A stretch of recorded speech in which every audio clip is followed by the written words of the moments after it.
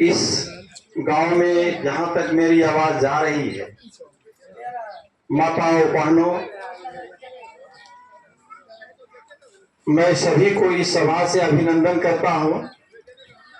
साथ ही आशा करता हूं कि आप सरकार का जो मुख्य बिंदु है, इसमें आपका सभी इस टोले का भी बाल बच्चा विद्यालय में पढ़ते हैं, तो इसमें स्पष्ट अनुसूचित जाति, अनुसूचित जनजाति जो आज भी डॉक्टर भीमराव अंबेडकर के द्वारा इस रची गाथा में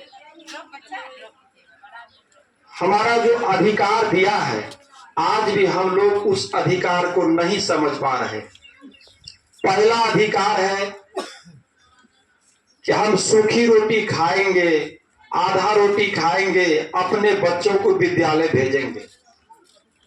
जब हमारा बच्चे शिक्षित होगा तभी हम कुछ करने के लिए कटिबद्ध होंगे। अगर हमारा बच्चे शिक्षित नहीं होगा तो हमारा बापू का सपना और सरकार का सपना, डॉक्टर भीमराव अंबेडकर जी का सपना अधूरा रहेगा। आज भी सरकार इस महत्वाकांक्षी योजनाओं को आपके द्वार पर आए हैं और आप उसका लाभ लीजिए और उसके बारे में जानिए। लोगों के सिर्फ दिमाग में यह है कि मुखिया जी मेरा पेंशन रुका हुआ है, मुखिया जी मेरा घर का छत गिरा हुआ है, मुखिया जी ये नहीं हुआ है। मुखिया जी का कम जरूरत पड़ेगा जब आप शिक्षा की ओर जाइएगा। जब आप शिक्षित हो जाएंगे, अपने बच्चों को पढ़ा लिखा के मजबूत कर देंगे, तो मुखिया जी को भी मन लगेगा काम करने में। तो मुखिया जी वो हमेशा आएंगे, 5 साल में जाएंगे, लेकिन सरकार आएंगे जाएंगे, लेकिन आप जब तक शिक्षित नहीं होइएगा, किसी सरकार कोई भी जनप्रतिनिधि का आवाज समझते समझते कई पीढ़ी बीत जाएगा।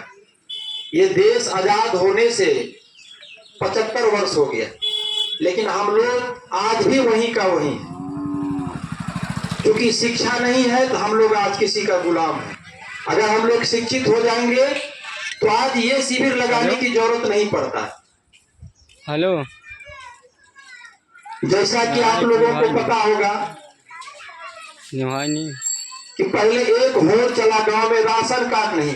चल ठीक है, राशन कार्ड के पीछे हम लोग दौड़ते रहे, ऑनलाइन हो गया।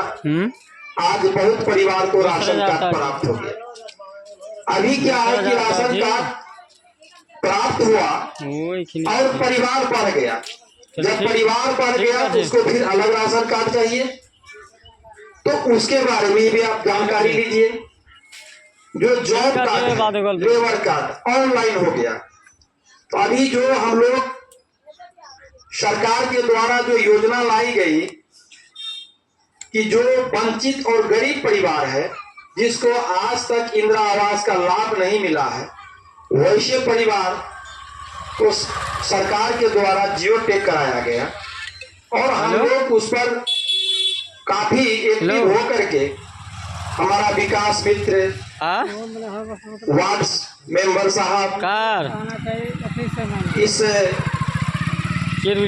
समाज में जितने भी जनप्रतिनिधि है, सरपंच जी क्या और जो समाज के नेता हैं, सब लोगों को मैंने कहा कि एक भी गरीब लोगों का घर नंबर जियो टैग से वंचित ना रहे, और उसका नाम जोड़ा गया। सरकार इस टोले में हम लोग डीडीसी को भी लाए थे, सरकार को पत्र भी लिखे थे, कई बार इसका दौरा भी करवाए, लेकिन आज तक सरकार का कहना है कि जिसको पक्के का मकान मिल गया है उसको हम जीर्णोद्धार की राशि दे सकते हैं, लेकिन नया पक्का नहीं दे सकते। तो हम लोगों ने इस पर प्रखंड विकास पदाधिकारी के समक्ष बात रखे कि भाई अगर एक व्यक्ति को आपने पक्के का मकान दे दिया है और उसको 5 लड़का लड़कियां हैं और सब उसी चारों बगल घेर के रह रहा है, हाँ सब बेटे का शादी हो गया है, तो उसको कैसे लाभ मिलेगा? तो फिर तय हुआ ब्लॉक में कि उसी मकान, जिस मकान में सभी लोग रहता है, उसी मकान का जियो टैग कराया जाए और उसी के ऊपर बनाते हुए 4-5 बेटा चले जाए, क्योंकि जमीन नहीं है, घर भी बनाना है। तो फिर सबका जियो टैग हुआ। कल हम लोग नहीं रहेंगे, लेकिन आपको पक्के का मकान मिलेगा। रहेंगे इसकी गारंटी नहीं है, नहीं रहेंगे इसकी गारंटी है। इसीलिए सब लोगों ने लाभ लिया है। आज 14 तारीख है। आवाज साहब जी, और समय कितना बचा हुआ है? 15 तारीख तक बचा हुआ है। अगर किसी बंधुओं का नाम छूट गया है, ये प्रधानमंत्री प्रतीक्षा सूची में जुड़वाने के लिए बचा हुआ है, तो इसी जगह हमारा मनरेगा सचिव साहब बैठे हुए हैं। आज का आज लेबर कार्ड बना देंगे और आवाज साहब जी कल शाम तक आपका नाम जोड़ देंगे, वो लाभ ले लीजिए। फिर आपके विभाग में सभी लोग बैठे हुए हैं। ये आपका पीएचडी विभाग से इंजीनियर साहब है, कहीं कोई टोटी टूट गया है, कोई शिकवा शिकायत, आप इसको कहिए। एनएम बैठी है, आशा जी बैठे, आंगनबाड़ी सेविका बैठी है, सभी विभाग के आवास सहायक जी है। आपका ये जो है हमारा लोहिया स्वच्छ अभियान के तहत उसका सचिव बैठा हुआ है, मनरेगा सचिव जी बैठे हुए हैं, किसान सलाहकार बैठे हुए हैं, बिजली विभाग से कोई है जी, बिजली विभाग से बैठे हुए हैं। अगर कोई नहीं आ पाए हैं, 26 विभाग है इसमें, तो आप उसका नंबर ले लीजिए, उससे बात कीजिए और वो आप उसका मदद लीजिए और जानिए इस सरकार का महत्वाकांक्षी योजनाओं के बारे में, कि आप अगर जान जाइएगा तो आपको कोई ठगेगा नहीं। आप जब नहीं ठगाइएगा तो आपका बाल बच्चों का किताब कॉपी ट्यूशन फीस का पैसा बचेगा। अगर ठग लेगा तो आपका बच्चा पढ़ नहीं पाएगा।